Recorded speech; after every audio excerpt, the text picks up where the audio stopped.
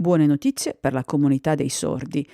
Se avete mai ascoltato uno dei miei 3 minuti grezzi saprete che non si dice non udenti, così come non si dice non vedenti, perché sono persone in positivo che non si devono definire usando il negativo. Quindi, dicevo, ottime notizie per la comunità dei sordi perché pare che la rappresentazione dei sordi, almeno nei film hollywoodiani, stia migliorando.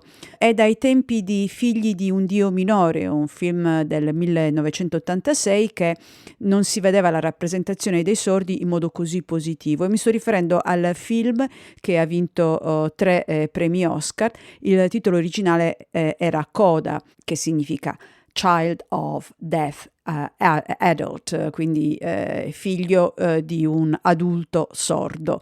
Tra l'altro è un film che gli americani hanno scoppiazzato da un divertentissimo film francese, La famiglia Bélier, che è del 2014, che aveva esattamente la stessa trama.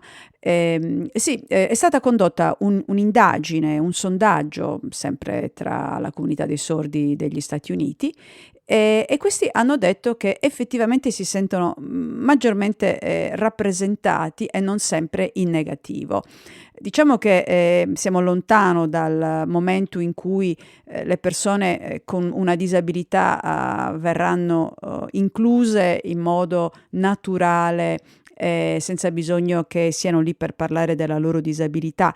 Già si vede qualche volta nelle serie, sempre statunitensi, non mi ricordo quale serie, ma c'è una analista che lavora al computer o che fa le analisi nel laboratorio, questi qua di gente che muore ammazzata e che bisogna scoprire chi è il colpevole.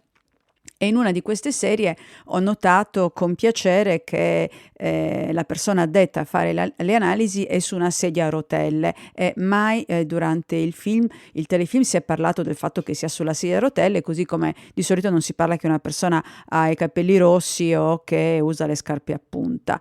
Per quanto riguarda invece i film e le serie TV italiane, che confesso vedo molto molto di rado, però qui in Italia ancora noto una certa reticenza anzitutto a utilizzare un linguaggio positivo e tutti continuano a dire i non vedenti perché si vergognano di dire ciechi, e poi a far recitare le persone in tutte le loro varietà, così come in tutte le possibili e immaginabili varietà le persone esistono nel mondo reale. Però dai, piano piano ci arriveremo anche noi siamo circa 15 anni in ritardo, però ci arriveremo anche noi.